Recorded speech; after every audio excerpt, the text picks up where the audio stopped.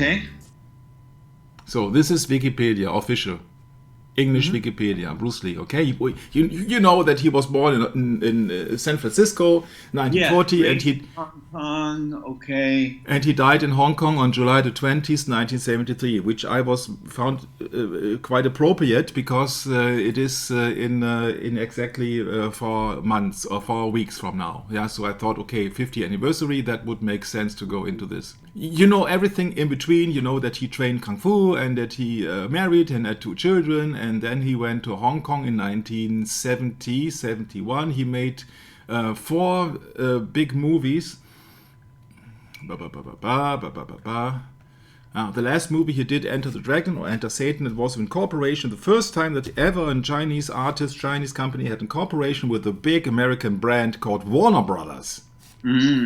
So, and in the meantime, they have started to take on the 5th movie, which was supposed to be the 4th movie, but then came Hollywood and they postponed the screen records for Game of Death, the unfinished movie of Bruce Lee. I see. Okay, so that's it. That's it all about. So I type in death, personal life death. Yeah, that's all that matters. Yeah, so that is that article here. Okay, so in 5 minutes. On May the 10th, not July the 20th, but May the 10th, 1973, Bruce Lee collapsed during an automatic dialogue replacement session for Enter the Dragon at Golden Harvest Film Studios in Hong Kong. Golden Harvest is the studio which is a mother company of Concord Production, which he has in collaboration with that Raymond Chow guy. Yeah, so he was not only an actor, but he was also director, and he was also had a 50% share of that sub company of Golden Harvest, Concord. So he was also partaking, in the result of the movie, money in money terms. Okay. Because he was having seizures and headaches, he was immediately rushed to a Hong Kong Baptist hospital where doctors diagnosed cerebral edema, which means a swelling of the brain. They were able to reduce the swelling through the administration of mannitol. Yeah, so that's the medicine, mannitol, a type of sugar alcohol and all the stuff. And that spoils out all this natrium and all the stuff in your body.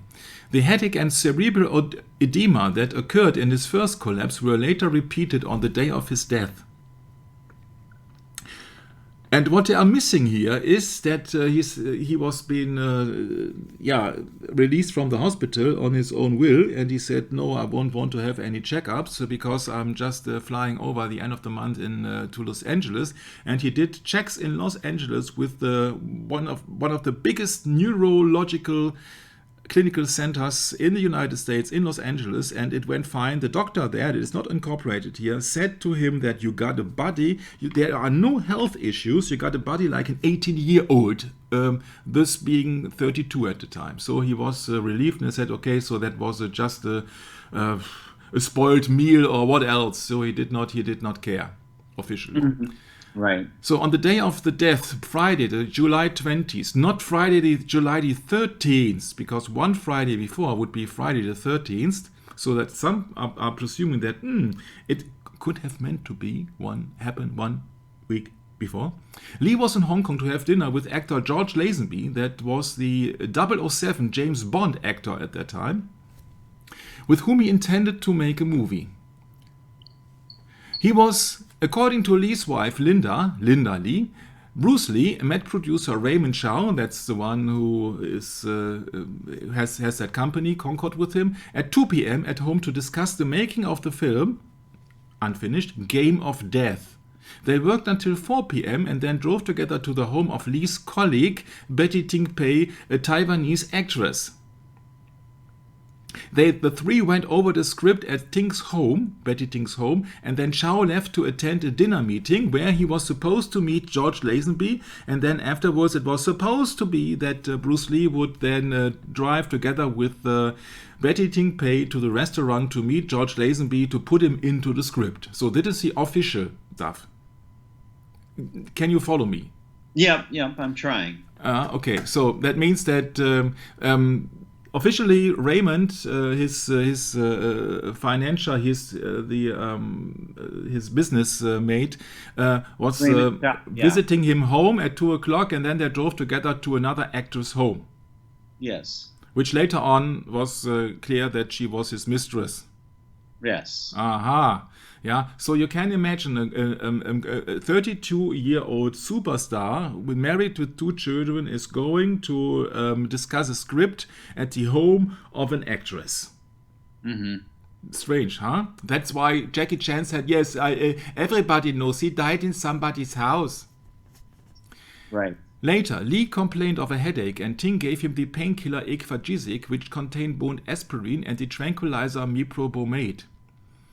Around 7:30, he went to lie down for a nap. When Lee did not come for dinner, Chow came to the apartment, but he was unable to wake Lee up.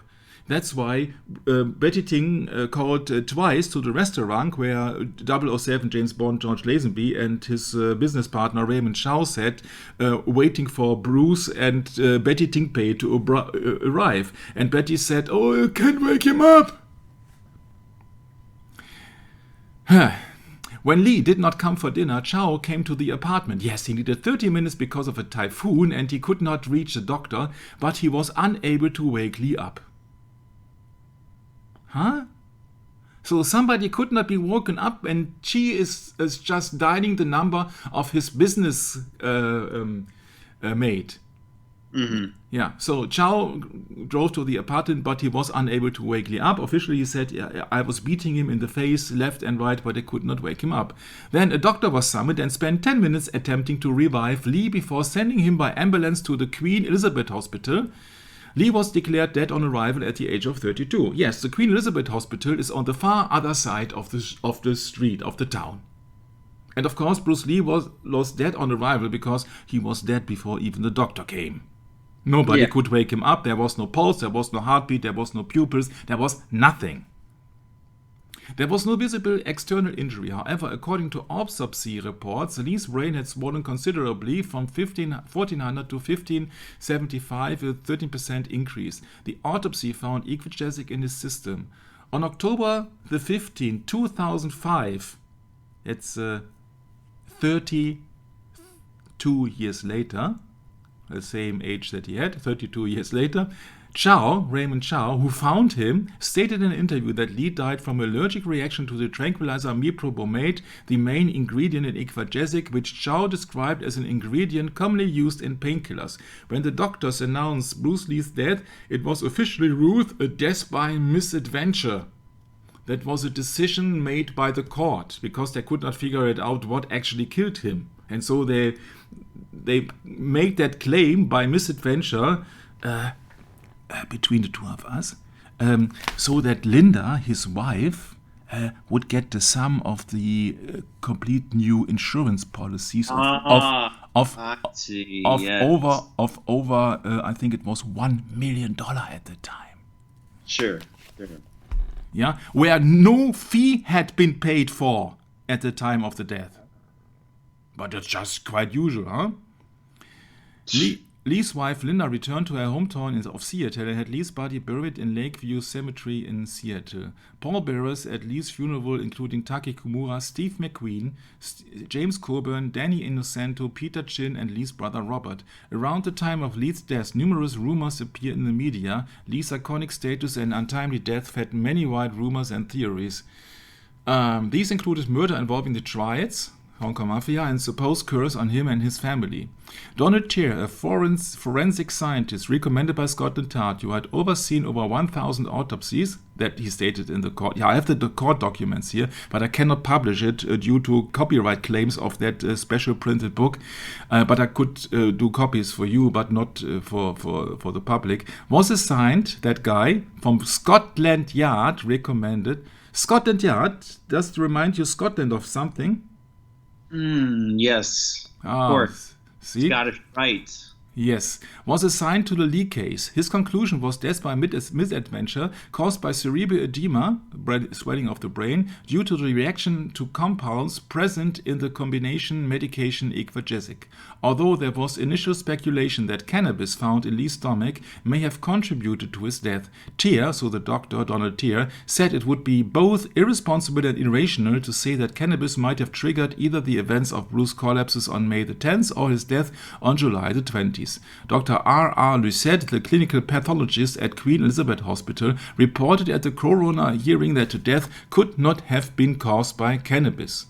In 2018, the author Matthew Polly, writing the biggest biography so far, consulted with medical experts and theorized that the cerebral edema that killed Lee had been caused by overexertion and heat stroke. Heat stroke was not considered at the time because it was a poorly understood condition. Furthermore, Lee had his underarm sweat glands removed in late 1972 in the apparent belief that underarm sweat was unphotogenic on film. Polly further theorized that this caused Lee's body to overheat while practicing in hot temperatures on May the 10th and July the 20th, resulting in heat stroke that in turn exacerbated. Yeah. Okay, yes. The cerebral edema that led to his death. In the article of December 2022 issue of Clinical Kidney Journal, a team of researchers examined that various theories regarding Lee's cause of death 50 years later, Brad, and concluded that his fatal cerebral edema was brought on by hyponatremia, an insufficient concentration of sodium in the blood. The authors noted that there were several risk factors which predisposed Lee to hyponatremia, including excessive water intake, insufficient solute intake, alcohol consumption, and the overuse of multiple drugs which impair the ability of the kidneys to excrete excess fluids. Lee's symptoms prior to his death were also found to closely match known cases of fatal hyponatremia. So that is the official article from Wikipedia. Yep.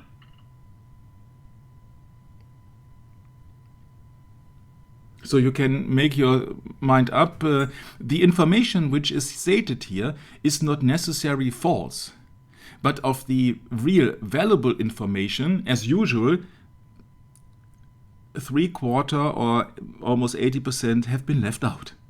Oh, wow. So yeah, there's not much here. No, because you see that is just a theory. Yeah, heat stroke. I just have to show you one picture of that flat, which is just showing on the outside of the window. What is it in climate control? Okay. Yeah. So when they had air condition in that room, yeah, how can anybody suggest overheating? I see. You see. You see, it is so simple, yeah. Otherwise, when you go into these details, Matthew Polly has to write a book for Bruce Lee fans, so he's selling a huge amount of numbers. So he has to please all the Bruce Lee fans. Making a book just to write a book that's popular, huh? Yeah, it's just the same as telling anybody that it was a very hot day, and it might have been a very hot day. I have not get in touch with the actual climate calendar of 1973, and if Matthew Polly says that was one of the hottest day, it was an extreme hot day, okay, I give it to him, because officially Raymond Chow declared that when I was trying to get to Betty Ting's apartment, there was a typhoon. Yeah, so usually a storm arises when there are changes in the weather, so it must be extremely hot and extremely high humidity. Yeah, I give him that, but other from that, we would have to need the information that Betty Ting's Pay is running without an air condition, for example. Otherwise, it does not make any sense. It does not make any sense. It just talking about the role, about the script, does not make anybody sweat. Yeah, so they were not exercising, or were there in that flat. Yeah, and on the other hand, you see that talking about the kidney journal, there is an excessive amount of water which could not be handled by the kidneys. Yeah, so that Bruce Lee was just drinking like a maniac. Yeah, but the problem is that nobody can back that up, and these are just empty claims. And this is, of course, it's all misleading. It's in the same boat. It's in the same direction as in the direction of Kennedy. Yeah, but at Kennedy it is so that they come up every few years, they come up with a new theory about who shot from which location to what extent and which weapon and for what purpose, and somebody from the Deltex building and somebody from the Grassy Knoll, somebody from the storm sewer, somebody, yeah, to avoid it, that you really keep busy with the fact that it can only be occurred for all the safety of all participants inside the car. And in the case of Bruce Lee, it's so that they have to come up with all means necessary to explain any theory right in your face that it was his own fault.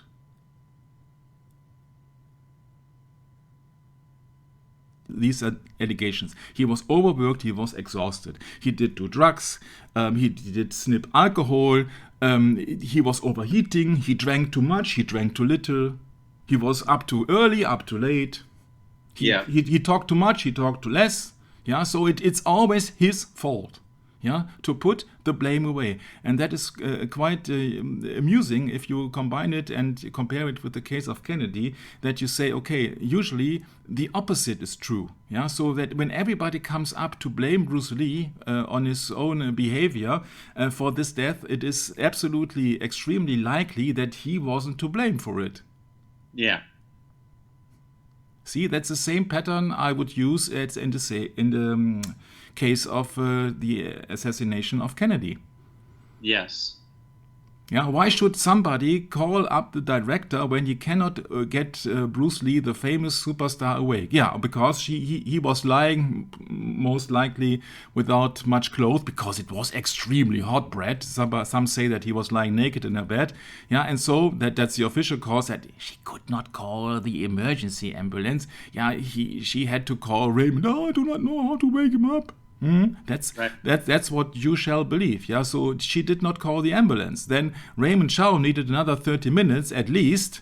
Yeah, and was trying and hopping out of the car officially in the stormy typhoon to get to a telephone cell. Yeah, to desperately trying to reach Bruce's and his doctor, and no one called the ambulance. And then he was going up to the apartment, and then he was there trying 10 minutes to get Bruce Lee awake without having any pulse, without having any breath, without having any sign of life. Yeah, stupid. No, it's not stupid. It's just a story. Yeah. Well, that's true. Yeah, the problem is if you start to believe it. It's raining outside. I got to put stuff away. Shoot. I didn't think it would rain. Yeah, so but that's a point, you see, that nobody was trying to call an ambulance to help immediately in a life-threatening situation, which has to be clear to every party involved there. And so that then he rang up another doctor, and finally a doctor came, and he was also trying a few minutes to get him awake when he was already dead. Yeah, so in summary, and then when they called an ambulance from the from an hospital far away, and not from the nearby hospital where he was delivered in the first time when he had a seizure on May the 10th. And you make your mind up if that all is absolutely logical. It's simple that a 6-year-old can do this. Mm-hmm. Yeah, so they had to be sure, somebody had to be sure that he was dead on arrival, that nobody could help him, that no medical help. So he set up in a way, yeah. Yeah, so it's absolutely clear what is you that is not a usual behavior. If somebody would have seen a conscious person without a heartbeat, yeah, because this Betty Ting Pei, she should have called the ambulance immediately. Yeah, she did not. There you go. We are talking about Hong Kong. We are talking about Taiwanese woman. And she's a very special woman, let me tell you. She's not from China, she's from Taiwan. I will hand over so much information about it, but this is just in a nutshell. If somebody says that, okay, yeah, that he's to blame, yeah, always you will see in every kind of theory which comes out officially, he's to blame. He took an equalgesic, he had sleeping problems. He is always him to blame. Nobody else is to blame. Can you imagine that when you lose a husband and the father of your own 2 children, yeah, that Linda Lee stated a few days later that she does not care because he's gone. Yeah, so and she will not held anybody reliable about what is in medical or law terms when somebody is suppressing help.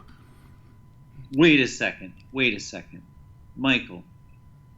You said that Lee's wife got $1 million from a policy that hadn't even been paid for yet. Yeah, even two, yes, a bigger one, and I have to look up.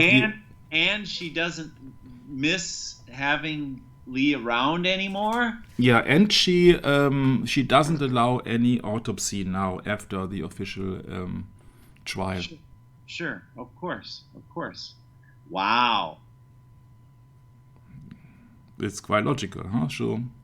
I would say that Bruce Lee had no fidelity with his wife.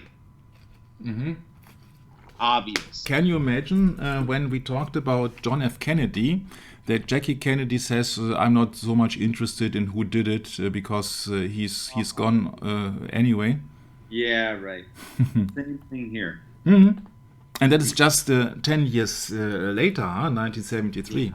Jeez. And this is just the beginning of all the mess. So if I deliver you dozens of clues, and then you combine the dots, then it's clearly only putting up in one direction. It's 4 months or 5 months shy of 10 years, but yeah, still it's very close. Yes. And this is just only the Wikipedia article without having. I got here, if these are correct, a special book with all the court trials, with the police interrogation of anybody, and I got tons of papers here. And I can show you all the contradictions. Yeah, so even the timeline is not correct by no means correct. Some say, okay, I was heading towards 2 a.m. The next one is coming up and said, okay, that was 3 p.m., 2 p.m., 3 p.m., 3:30, 4 p.m. Everybody has a different story to this, and no one will tell the truth. No one. Up to this very day, there are people alive, still alive. Yeah, Betty Ting Pei is still alive. Wow. Yeah, and she has become a Buddhist nun in the meantime. You see, the thing that everybody knows is that 2 years after this incident, Linda says she's on good terms with Betty because they are colleagues. And Betty made a movie in 1975 or 76, Bruce Lee and Me, when she was lying barely naked having sex with an actor pretending to be Bruce Lee. Yes, and in that same year, 75 or 76, she married Charles Young, of one of the biggest triad corporations in Hong Kong. But it's, of course, this is just the start of all the coincidences that I would tell you. Wow. But of course, it has to be one Equagesic pill, one painkiller, one tablet. I see. Yeah, this is the official, because you see that Linda Lee, Bruce had not much money at the time because the big movies were not aired yet, and so she was very dependent. And then there was a widow who has no idea of business contracts, without big money in Hong Kong, with 2 little children. And that's a situation which nobody wants to be in. And so, therefore, that leaves much room for speculation. But you see, as I said, this is just the beginning of all the mess. We will talk all about all the players in the background and all the witnesses and all the stuff which came out 10 years, 20 years, 30 years later, movies, buddies of the film, and then you got a totally complete other picture than this Wikipedia article. It's Wikipedia. It's just to hold you off of your own research. I see. You can consult any medical experts, and we can also consult medical experts who are experts in ear diagnosis, yeah, and then come up with the idea that because he was doing drugs, or he was just listening to loud music by headphones. Yeah, and that destroyed his balance system. And all. You can figure out anything. You can come up with any theory. Yeah, I got a picture with Bruce Lee with headphones, so maybe he have destroyed his eardrums. Yeah, and therefore he could not balance, and therefore you see that maybe he has vomited. Therefore, you see, you can come up with it. This is just out of his blue what I'm talking about. Yeah, right. But you can come up with every theory. Sure. Yeah, Sure. yeah. Always the golden rule is it's always Bruce Lee's fault. I see. Yeah.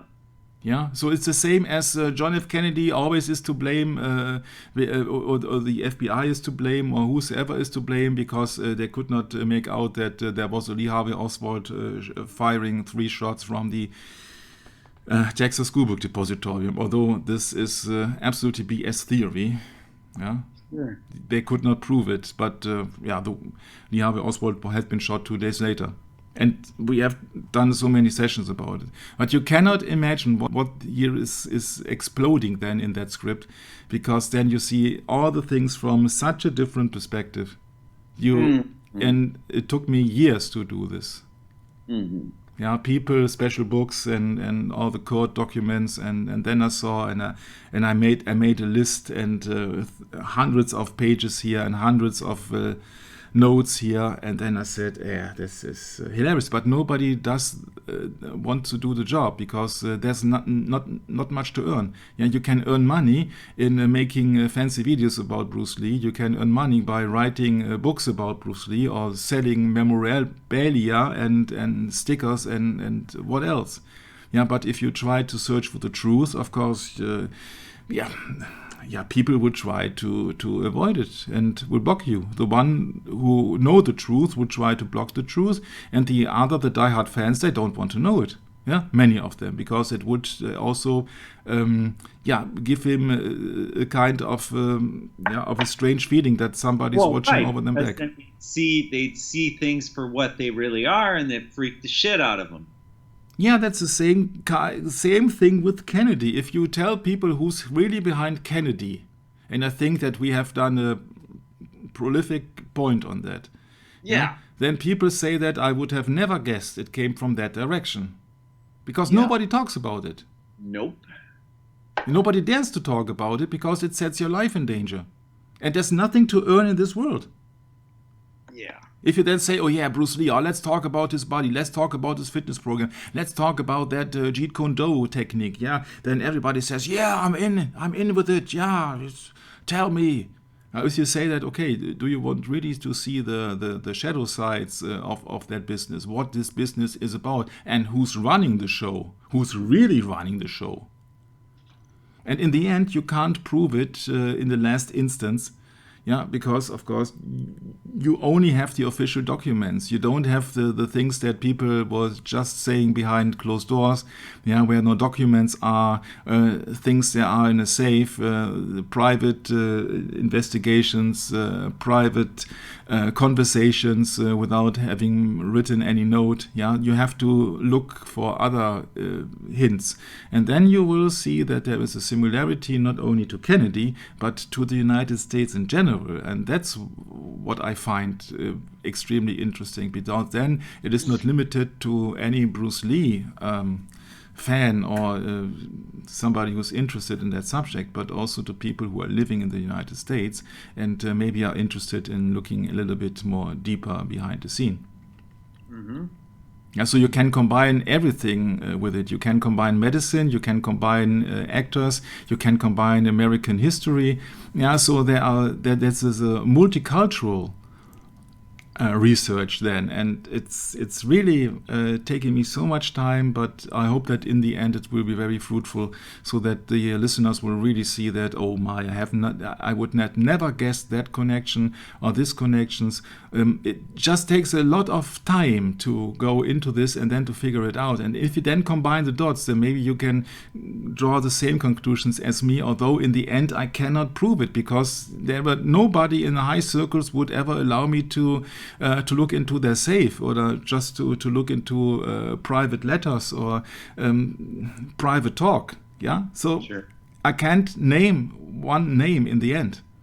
Yeah, I can tell you it's coming from this direction most likely, and I can tell you, okay, but you have to consider this and you can consider that. And I guess I have not found somebody yet who has combined all the things. I have found one page, who I think, or two pages who are extremely close. But let's do it also in a way that it would be more interested for English and American viewers who are not into martial arts, but they see that everything is fitting together. It's just an agenda. You can't separate science from politics. You can't separate politics from media. You can't separate media from actors, from martial arts, from societies. You see, it's all a big game out there.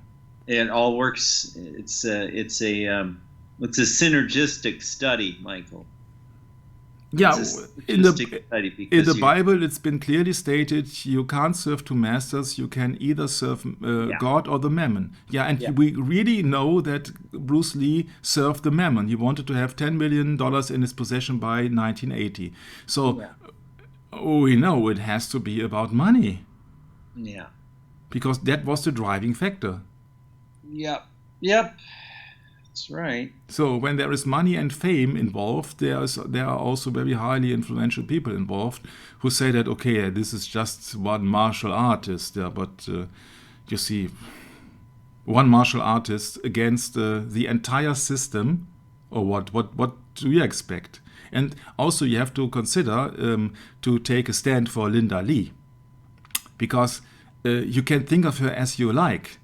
But imagine you are a woman and having an 8-year-old son and having a 4-year-old daughter, being thousands of miles away from home. You're not speaking the native language. You're totally dependent on a few friends. You don't have much money. There's so much on stake. Can you guess that she is a quite easy target for anybody who wants to do her harm? Let's put it this way.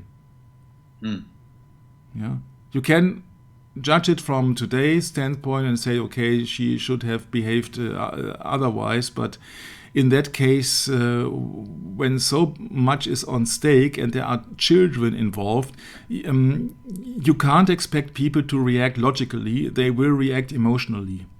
Yeah?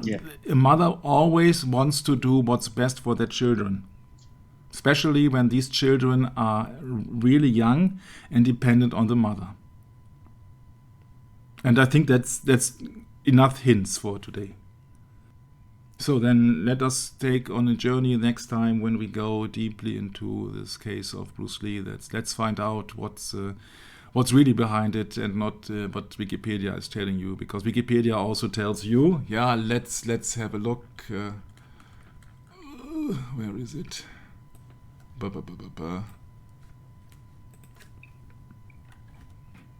If I would have known this 40 years ago when I started to look into Bruce Lee, I would never have imagined that I would go this path.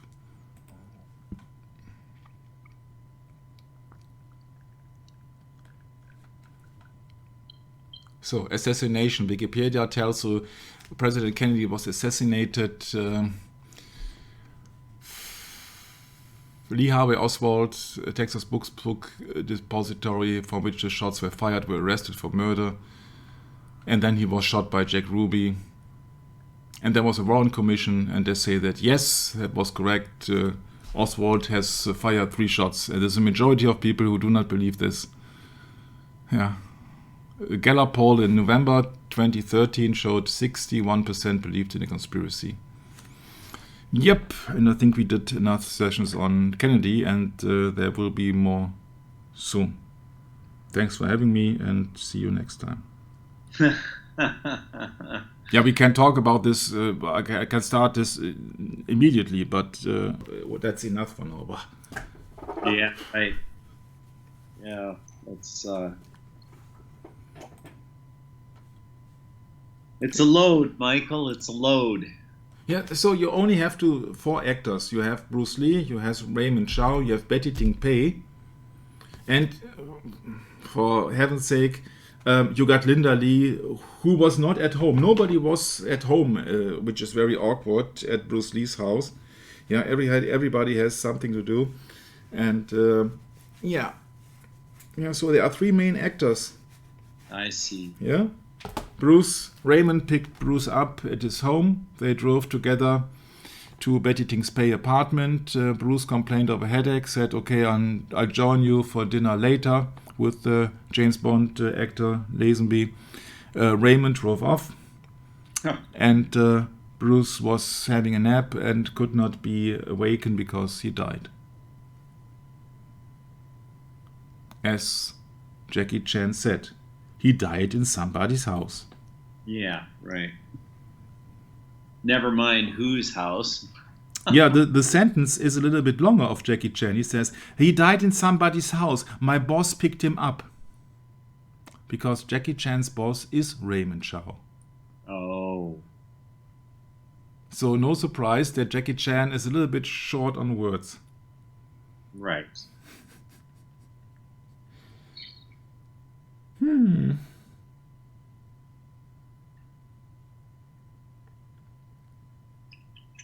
Yeah.